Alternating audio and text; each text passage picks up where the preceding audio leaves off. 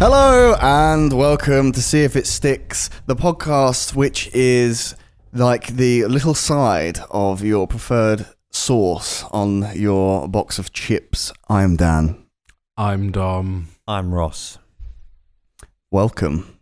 Back together again. Back together again. I'm back this week. Dom is back from the nether regions. I haven't listened to last week's episode. So what had happened to me?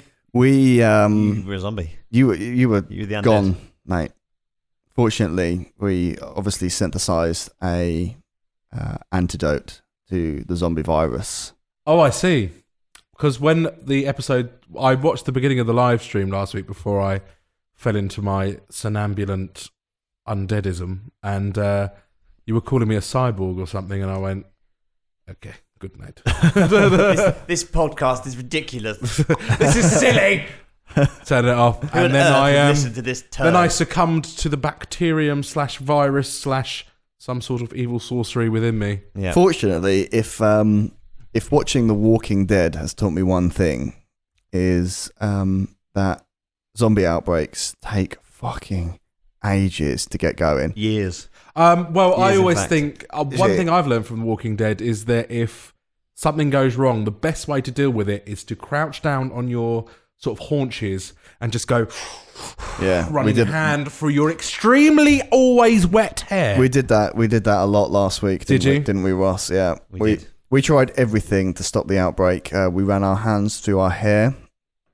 We started really highlighting all of the letters in people's names. Oh, right. So he was... Carl. Yeah. Were you Dan? And was Ross... Ross. Yeah. Did you boil your personalities down to one single trait? Yeah. And it got very boring over the course of 5 different sessions. that was actually what I was going to sort of go on to say, is that, you know, the one thing that you don't want to do during a zombie outbreak is, of course, to let the excitement plateau. Yes. Because that is when everything goes tits up. Yes. So, yes, we did that.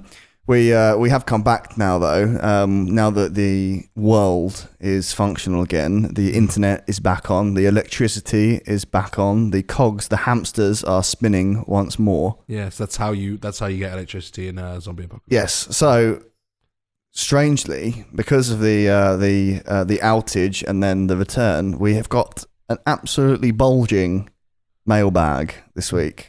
Bulging sack. A bulging sack. Going back to pre-apocalypse, I believe we were talking about Deadpool at some point a couple of episodes ago. Yeah. And Deadpool. For some reason, Deadpool. I can't remember why we were talking about it. I can't remember when we were talking about it, but my girlfriend Maddie texted me and said that the guy's name is TJ Miller. Which is his pal. His old pal. The barman guy, yeah.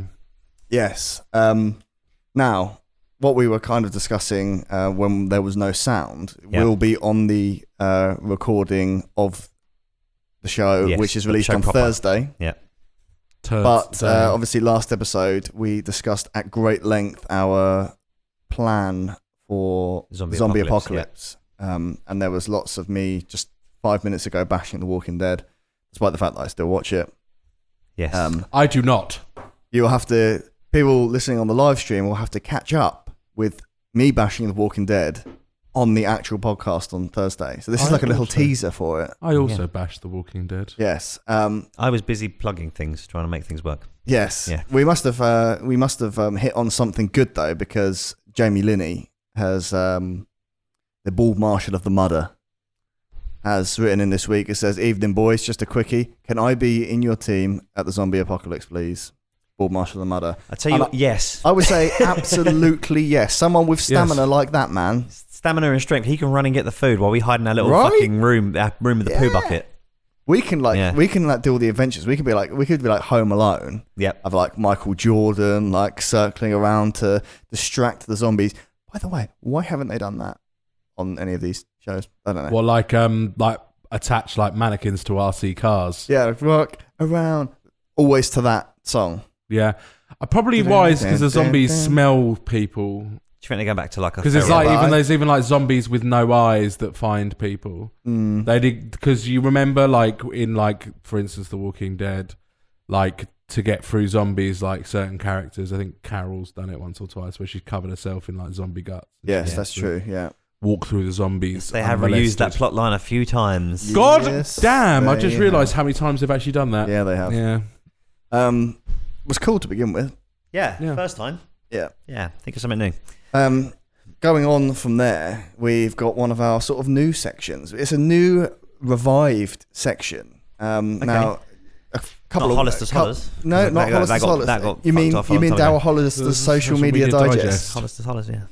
Well, a couple of weeks ago, Steve Wynn, our good friend Steve Wynn. Yeah, we haven't got a name for yet. We haven't named anyone in a long time. I think he needs a name. We did say that we were going to think of a name. I haven't thought of a name for him. And I was a zombie. But essentially, what he suggested is that we should highlight some things which already exist that could be useful, that almost things that we could have invented. Yeah. Which we have done before. We used to call it, see if it's already stuck. It's already stuck, yeah. Now it's coming back and it's rebranded. Steve Wynn, Window to the Soul. Oh. Window to the Soul. Yes. Window to the Soul. Window to the Soul. Okay. Yeah. So first up, Steve sent us this earlier on the week. It's a video about buttering bread. Remember we did the whole episode? Yes, we talked about buttering bread. Yes. Yeah. And this is possibly one of the most satisfying things you'll see all day. Does this have sound on it? No, it's very low. We can talk over it. Right, okay. Well, that's good. Well, essentially what this guy seems to have invented, whether it's a guy or a company, I'm not entirely sure, is that you seem to take some amount of melted butter. Look, that looks incredible to use. Yeah, I know. It looks like one of those things you put price tags on in like an old style shop. Or like the line painter on the road. Yeah. Oh, look at it. He's smashing through that as well. My only problem, that is a man who likes his sandwiches. That's a sandwich maker's dream, isn't it? Yeah. My only problems with it is one, doesn't go to the edges of the bread, which I like. Right. And two, it looks like you do have to kind of melt the butter to begin with. It didn't show you a video of him doing a baguette though, did they? No. Going into a slideshow now. Oh. What was that? He's buttering chicken. He's buttering other butter. He's buttering butter. And now he's buttering a dishwasher, like a little bowl. Are you showing how easy it is to clean? No, he's buttering it, Dom. He's buttering everything. Butterception. He just buttered a tea towel. You can butter signs. Yeah. There you go. I wish we came up with that. I wish we came up with that as well. Well, I do wish we came up with it, but also I don't, because it does have some problems as far as I'm concerned. It needs to be clean for one. Yes, it doesn't go right to the edges of the bread. It doesn't go to the edges of the bread, and you seem to have to melt the butter anyway. So, the thing is that we developed a solution which kind of melted the butter a sufficient amount to spread it. So if you're melting it anyway, you've already spent that time. You're already sandwich plus 5 minutes at this point. Sandwich plus 5 minutes. Yeah, obviously you get minus on the lead up to the sandwich, where I would like the sandwich to be. Oh, well, so it's like sandwich T minus. Oh, I'm going to do that now when I make sandwiches. It's going to be like sandwich T minus 5, 4. Really and we are go. And it's really easy for me to make a sandwich. So you don't have to butter the bread. Because I don't butter the bread. And I just, generally what I do is I get one bit of bread, I get a slab of meat, I put it there, and then I put the other bit of bread on top, and then I begin to eat it because I don't cut my sandwich. Sometimes doesn't even do that. He just uses his hands. He mixes it all in his mouth. Like Frank in Always Sunny, who makes the hoagie in his mouth. So we've got a couple other things in Window to the Soul. So we've got a couple of pictures. So first one up. Which one? I don't know, just do one. I know what both of them are. That's the butter again. Ross. There we go. So this one is, I'm not sure what this is. This appears to be some Tangled headphones. And it says no more Tangles. And he's got no more Tangles spray. Appears to be hairspray. Yeah. I think the suggestion is that you could do that and it might untangle it. But he does say... yeah. Exactly. So maybe this was a sort of little joke inside. Little joke one. Yeah, that's nice. And then the second one, I think this is genius. And Steve prefaces this with only 2 words. good solution. And let's be honest, this is possibly the best solution. He looks like he might be being scared in a mental ward. Well, he's also got no fucking food on his plate. He's trying to eat something. Yeah. He looks like he may have got stuck there. This, for the listeners at home, is a man who has a toilet seat on his head, around his head, in the manner of a necklace, and it is open fully. Like a tray. So it forms a tray on his belly. I am wondering if his belly might have something to do with that. Yeah. I don't know, because some of them hinge. This reminds me that I went to the airport. I was in the airport this morning. It seems like days ago, but it was this morning. And I feel like that when I'm in an airport. This was in Rome, Fiumicino, whatever that airport is called. They had in the toilet, right, something we spoke about before, just a little piece of metal. The metal was attached to the bowl of the toilet, and it went straight up, and it was underneath the toilet seat. So to poop, you have to pull the toilet seat down and sit on it. When you get up, it springs back up again. Whoa! It was just a little L-shaped bracket, and that was it. That was all it was that was holding it up. Awesome. My mind was blown. Right, although you would have to put your foot on it to clean the toilet seat first, wouldn't you? Yeah. True enough. That would. Just hold it down with one hand, clean it with the other. What we need is a little clip on there. So what you do is that you can maybe with your foot, sort of like you pull the toilet seat down and clip it into place with your foot. If you clip it down, then people will just leave it clipped down. Well, this is what I'm saying, but it's a sprung foot thing. Then when you walk away from the toilet, that comes unclipped. This honestly looked like it cost about £1. Yeah. And it was the best invention ever. Yes. I enjoyed it, yeah. Lovely. Fantastic. Ali Donaldson has offered us to put our skills to the test at a zombie apocalypse event. I'm in. Zombie SWAT, which is actually where I got this scar. Yeah, I was going to say, I got this scar. I went to a zombie event and ran straight into a pane glass window. Trying to run away from a zombie. Now imagine what I would do. I remember, because I'm legendarily clumsy, where you aren't so much. My God, not normally, no. I don't know if I've ever told this story on the podcast, but it's so good that I will tell it again. Once, Dom and I, on a bit of a bit of an empty afternoon. There used to be the Hobgoblin Beer Garden story. No. There used to be a sort of a laser tag arena in Canterbury, going back sort of like must be 6 or 7. Well, must be 5 or 6 years now. About 6 or 7. And and obviously, it was called Planet Laser. Oh yeah. And and we decided that we would pop up there one afternoon to have a couple of rounds of laser tag, whatever you want to call it. And so we went in there, we did all our briefings and that, and it was a midweek afternoon. So the briefing was brief. It was very brief, and also there were probably only about 10 people in that arena on 2 teams of sort of 4 or 5, and largely children. Yeah. And Dom and I were... Wasn't it during like the summer holidays? It was, yeah. Yeah. It was kind of... Not summer holidays for us, mind. We were just bums. Yeah, we were taking it probably a little more seriously than you should be taking it, and sort of like actually covering each other, going around corners and scoping out areas and... Genuinely treating it like a SWAT situation. Doing it tactically. And Dom was around a corner. Oh my God. It was so good. Had this big old laser gun. And we were both around this corner. Dom was to go around the corner first to sort of recon the room, I suppose. And he turned around the corner, swung his gun round the corner at this moment, just as a child was coming around the corner. And he just clothesline it. He smashed the butt of his gun as he swung it around the corner into this kid's nose. This kid, shit, and he went fucking flying. This kid hit the deck so hard. Did you knock him out? No. He was a tough little fucker. Yeah. I'm not a small guy, and I turned around and went, bang, and he just went. Can't believe he went for it because as Dom saw that he was on the opposing team, Dom really went for it. No. And then he shot him. But then the kid was on the floor and he was just like, ah. And his dad came around the corner and I was like, I'm really sorry. Can you imagine this? You just come around the corner and say it. I said, I'm really sorry. I just saw him pop around the corner and I hit him. And he went, well, he just turned around and went, get up, you stupid little fucker, or something like that. Parenting 101. It was one of those really awkward situations for me because, like, it's kind of, you're in the 21st century and you don't quite know these days, do you? Like, there there's an injured child on the floor at the hands of my friend, no less. Do I go over and pick the child up and risk touching him? And I don't know whether they're not. You don't even need to pick them up, move them if they're in danger. I think. I wouldn't. I think in that situation you'd go, stewardess. Yeah, exactly. Get someone over. Well, we didn't want to cause. I've got an insight to you on the plane now. Ross is having a hard time going poops. Yeah. Stewardess. Well, we didn't. Would it help if I sit on the toilet and flush at the same time? We didn't want to cause a scene.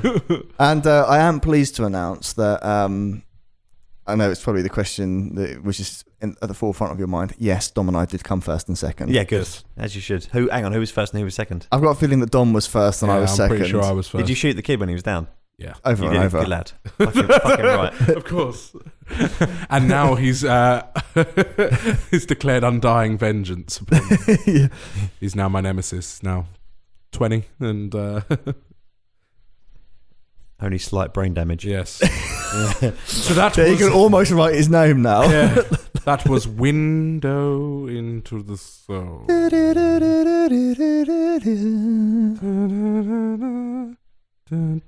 What now? Bong. Now, well, I believe Is it problem time? we have a problem. We do have a problem. We do have a problem.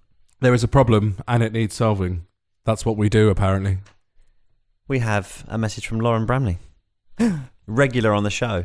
Regular on the Auntie show. Bram. Actually, I keep meaning to mention this. Our most downloaded podcast ever is Bram's Grand Slam. I know an episode I'm not even on. Was it you that's not on it, or was it me that's not on it? Oh, wait. That's the one that Ross isn't. Oh, that's the one Ross is on. No, wait. Wait, no, isn't it No. Auntie Bram's nutritional pussy paste? Yeah. That was the one that I was away. You would think that Auntie Bram's nutritional pussy paste would be our top downloaded episode ever, but no, it's Bram's Grand Slam. Yeah, that is our most downloaded podcast. It was, I can't believe it. You were there on Bram's nutritional pussy paste.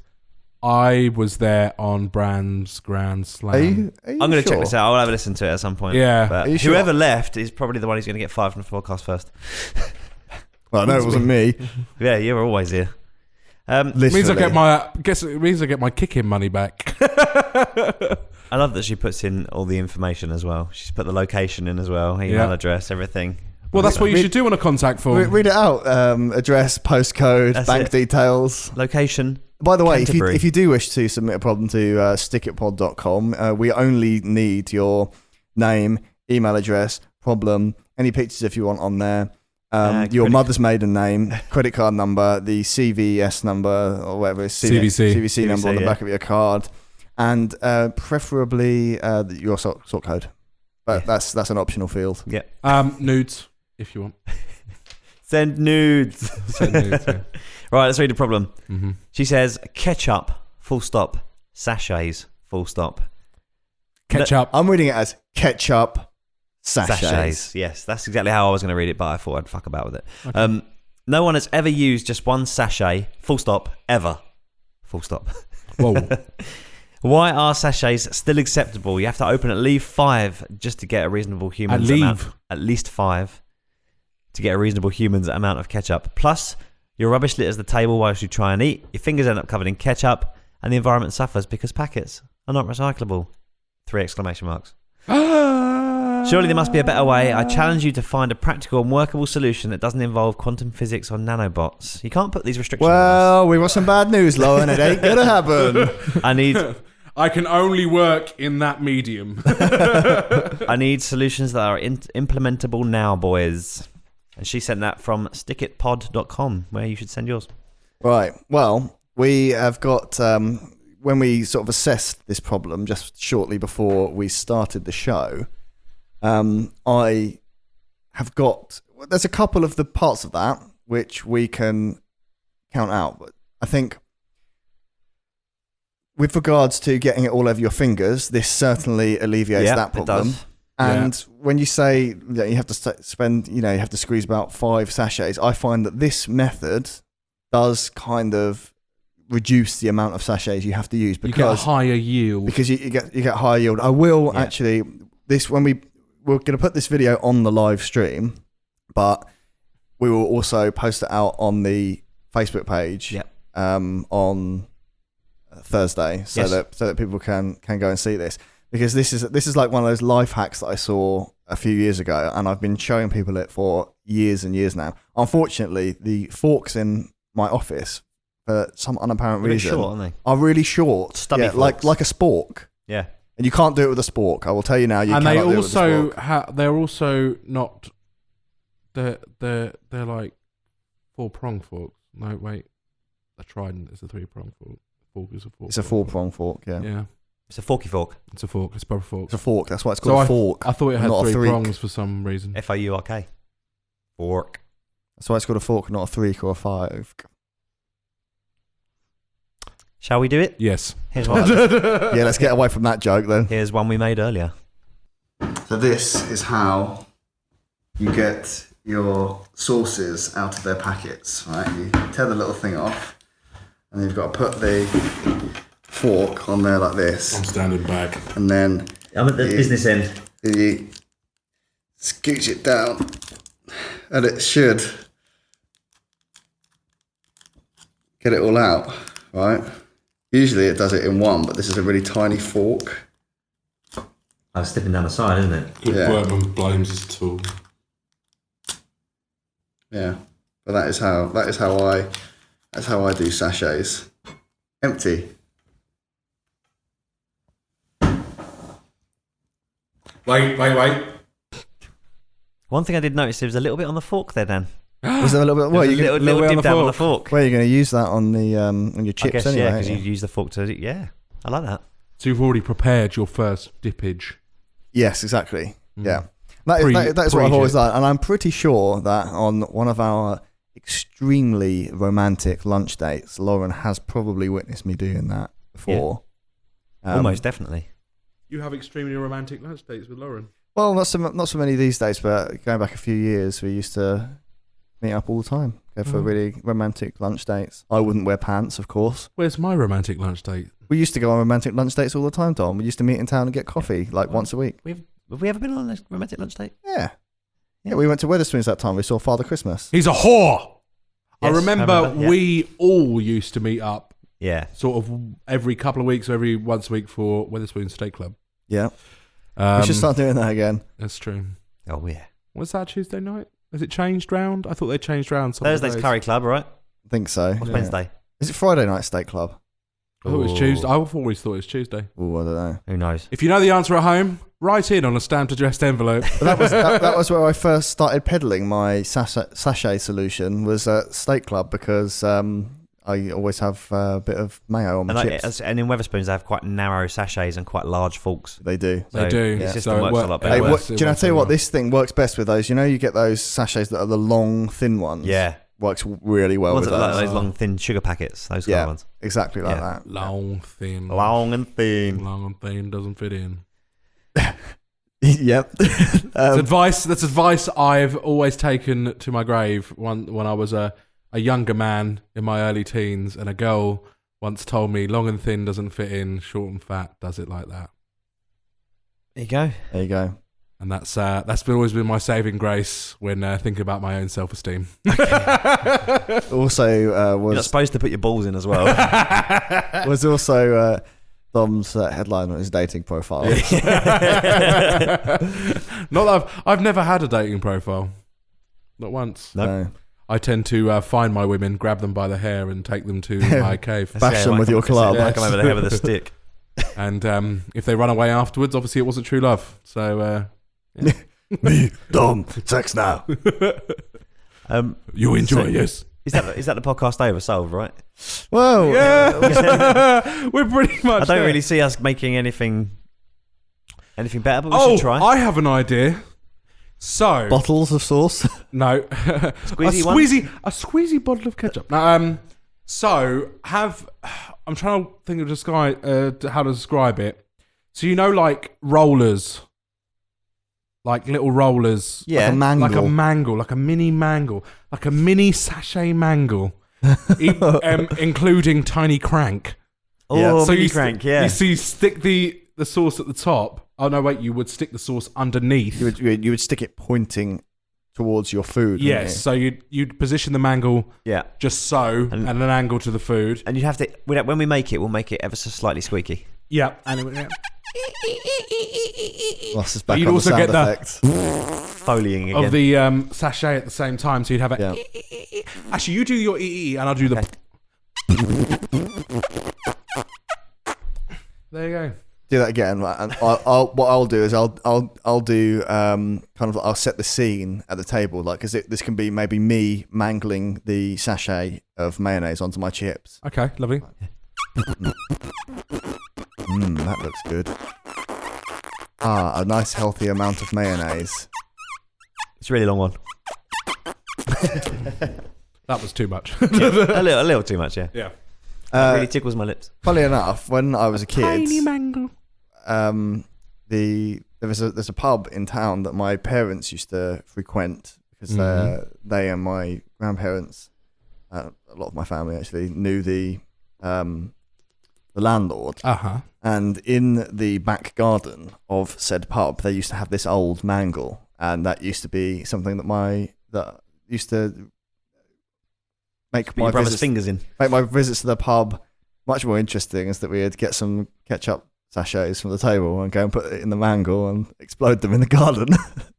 Has your mother got a mango? Yes, indeed. Okay. My parents recently moved into a new house last June or something like that. Yeah. I suppose it's still relatively recent. One in the garden, didn't you? Yeah, and we found a random mango in the garden whilst clearing it out. Is that where all the wasps live? What, in the mangle? Yeah. No, the wasps came out because... Was that at my mum's 50th? Or no, you weren't there. It was at Steve's birthday, wasn't it? Steve's birthday, yours. I believe, because there's a bit of woodland at the back of their house. Yeah. There's a wasp's nest in there, so whenever you do large amounts of food, the wasps come in. The wasps descend. Yeah.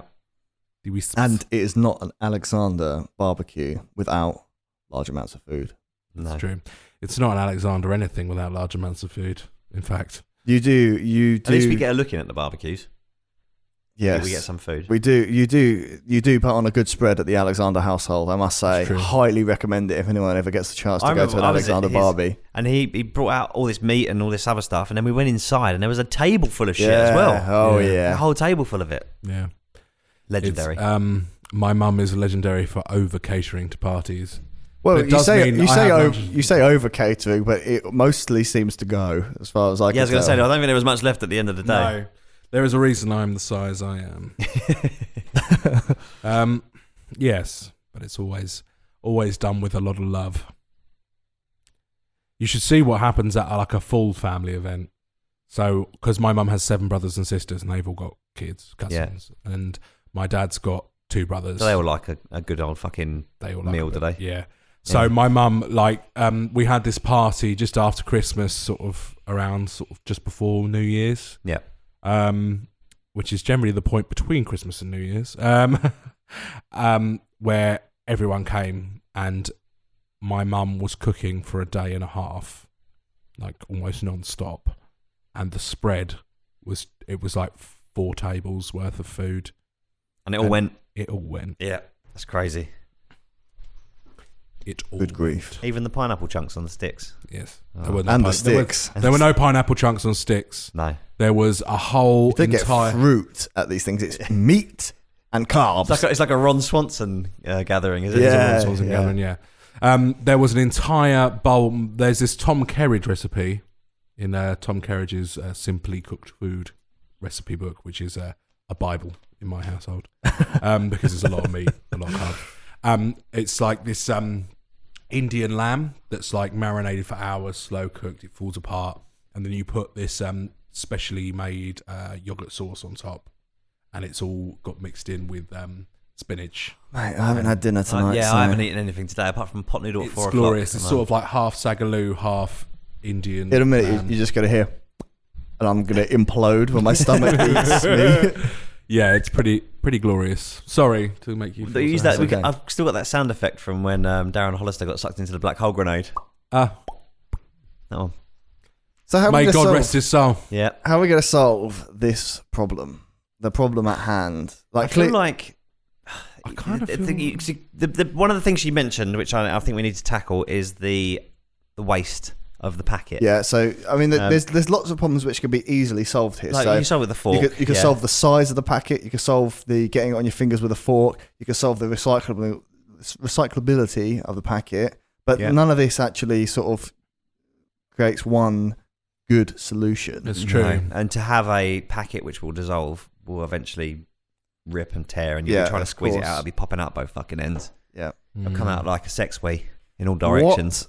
What about reusable, like almost like syringes? Okay. But then they can just use squirty bottles if you're going to do that, right? Yeah. No, yeah. It's so close to sweaty bottles, it's unreal. Yeah. Matter transportation. So you will it onto your plate with your mind? No. So Red Dwarf. Let's say Wetherspoons, because that's where you use a lot of sachets. Let's be honest. Yeah, Wetherspoons. that's the main place. Or any other sort of pub in a similar vein, because there's a few out there now. Yeah. Let's say any chain pub. Yeah. You have a massive vat of ketchup, massive vat of mustard, and a massive vat of mayo. Then smaller vats of less popular sauces and condiments. And each one... Oh, wait, no, I figured it out. Each one has a number of tubes that go to each of the table and positions above the plate area. So they'll come down. It's like a little X on the table. Yeah, that's the way you need to put your plate. Position your plate. And then you've got any number of buttons for any number of condiments on the table. And you press ketchup, the little nozzle comes like that, and then you control the flow. Like that thing you used to clean the plates. Like a kitchen, like a dish rinser. Yep. And then reprogram it, mayo.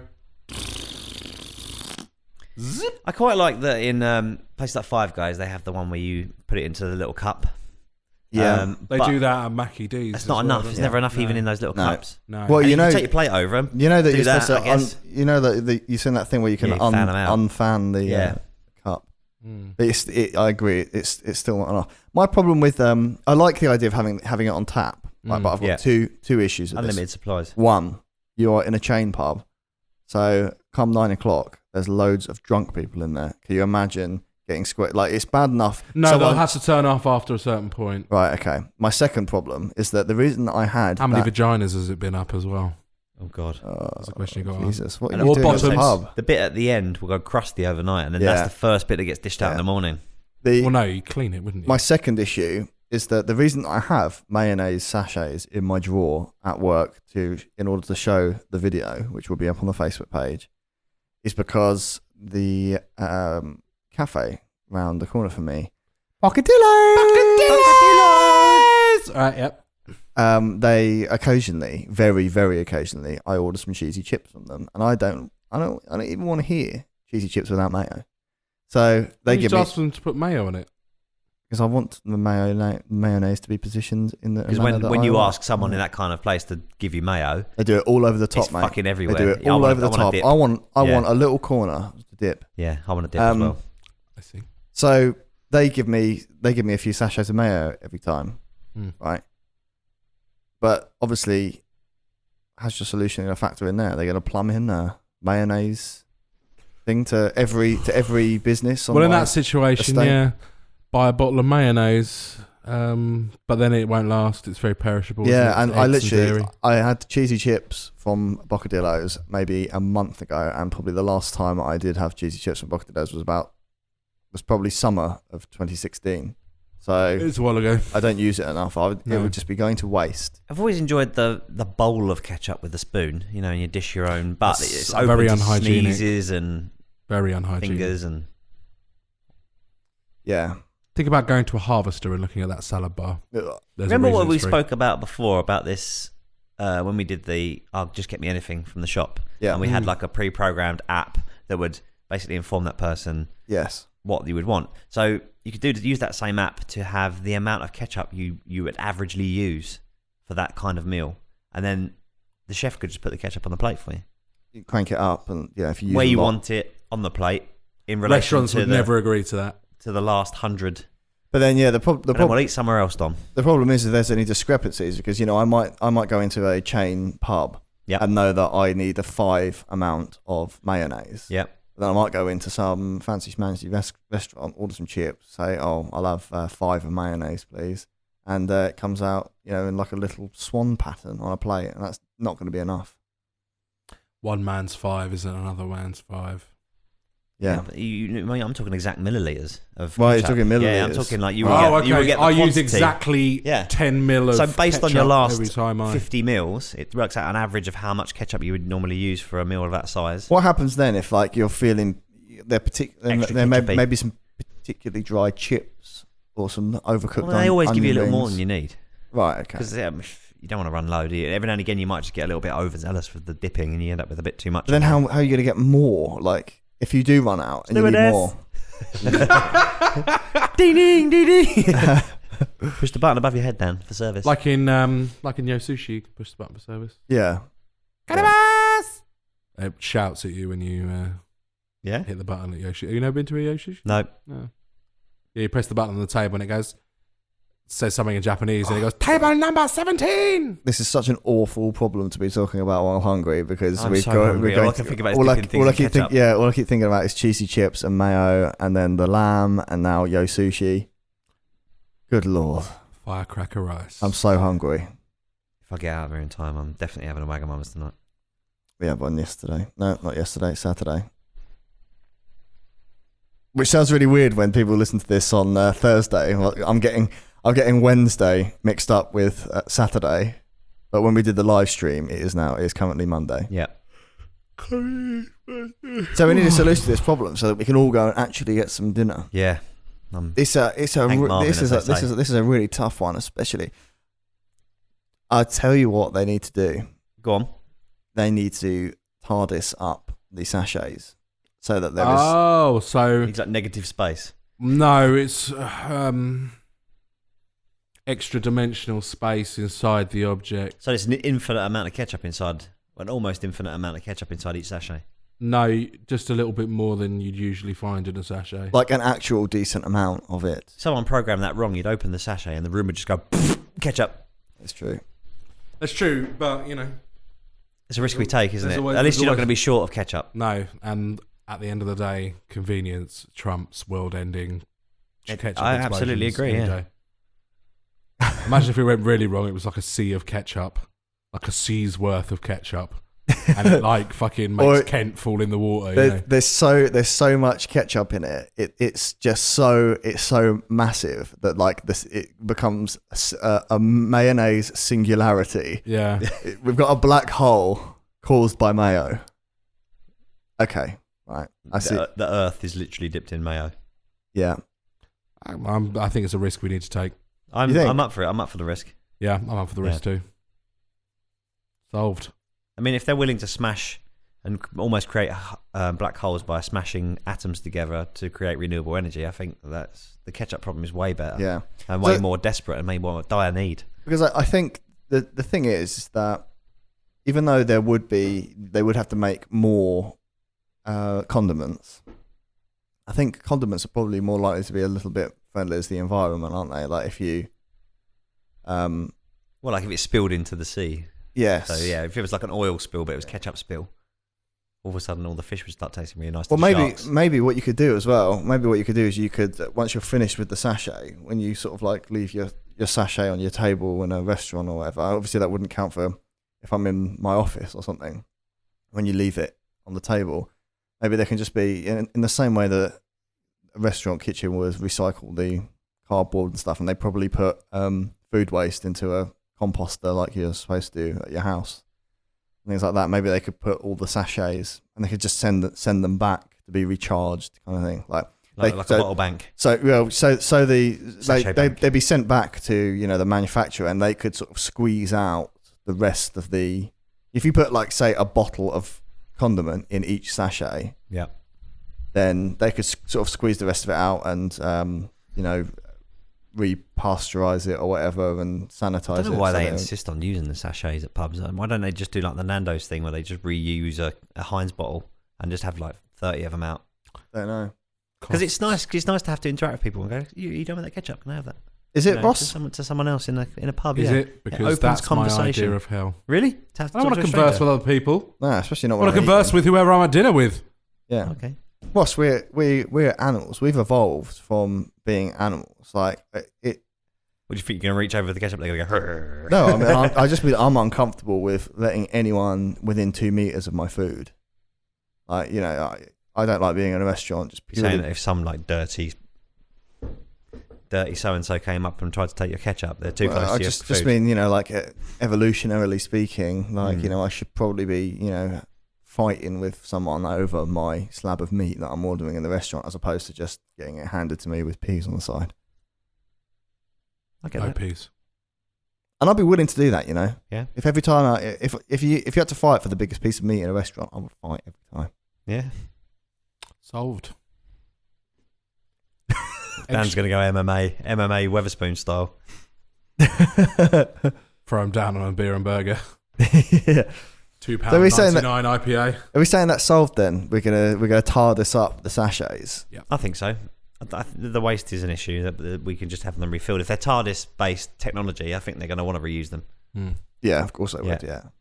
Fixed point in space and time. She did say that we couldn't involve any quantum physics. She literally said that. Well, we've already come up with practical solutions. You can use those. Well, the fork. You know, get out of the dark ages, Lauren. Like we're this is real science we're talking here. That's it. We are scientists. Join us in the fictional 25th century of our minds. We need to name the show. It's got to be a pun about sachets, isn't it? Yeah, well, we've kind of exhausted them all using just sharing it out on Facebook. Facebook, and we could use the sachet massive problem. Yeah, or sachet difficult problem, or sachet pain in the ass. Yeah. At least we remembered to name it this week. We did remember to name it last. Yeah. Dom, that's what I bring to the table. Yeah, there is a post-credit scene on the podcast last Thursday. Yeah, excellent. That was embarrassing. Yeah, it goes to jingle and then comes back. Double jingle.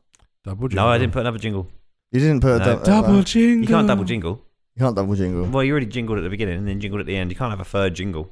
It's a triple jingle. Kind of madness. Tringle. A tringle. The guy on Fiverr is going to be after fucking royalties if we start playing it that often. No, I paid extra to get that. We own that. Okay then. Sachet massive problem. Sachet massive problem. Yeah, I think. And so, also because it's got massive in it, which ties into the singularity, which is inevitably going to occur. The supermassive black hole. Yes. Supermassive. Sachet massive black hole.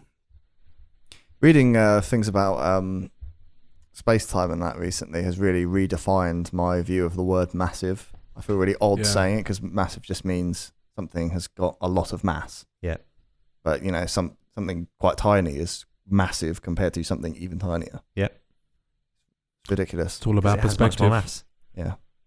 James Hemming as we call him, has suggested my marvellous massive mayo machinations. That's a Dom one. That's a Dom one. That's too many M's. He only likes 3 in a row. He likes the triple. The triple alliteration that's 5. The perfect amount. The triple alliteration. Triple alliteration. It's not better than sachet massive problem, is it? Now let's go with that. It's sachet massive problem. Yeah. It has been named. It has been named. The gavel has been struck. Send us your problems if you've got problems with some issue with condiment sachets or anything really just silly first world problems. Send them to us and we will solve them. Already stuck's are good as well. I enjoy playing. If you've got anything that's already stuck, or as someone pointed out to us the other day, there's been a couple of our solutions which have actually seemed to have trickled into. We're saving them up, and then we're going to do a massive class action lawsuit and get all of our money. Yes, yeah. All that JML money. Yeah. All that as seen on TV money. As soon as I see the poop smell black holes on Dragon's Den, that is when I know that I'm cashing in on this podcast. Fucking right. Or you see one of those infomercials like the Sticky Buddy, but for poop black hole grenades. Yeah, smelly poo. Have the poop black hole grenades. It even works in the shower. Oh yeah, nice. Take out the trash no more. So head to stickitpod.com. stickitpod.com. How do you write? PL blah blah blah blah blah blah blah. PO Box 219. Head to stickitpod.com where you can catch up on all of our previous episodes.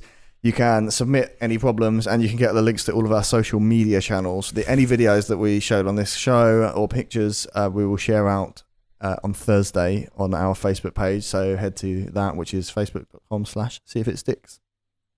We don't ever mention the Facebook. We don't, because the link is on stickitpod.com. Yeah. So you're central for anything. Yeah, so See if it sticks related. Yeah, you can just search for See If It Sticks. Yeah, you can find us on Facebook at See If It Sticks, and on Twitter at See If It Sticks as well. So we're all we've got all the bases covered. I think we've even got an Instagram which we barely use. We should do a post once a week. Post some shit out there, shouldn't we? Yeah. Nudes. We'll send them. we will be back on Monday with the news at Sticks. But for this week, I have been Dan. I have been dumb. I've been Ross.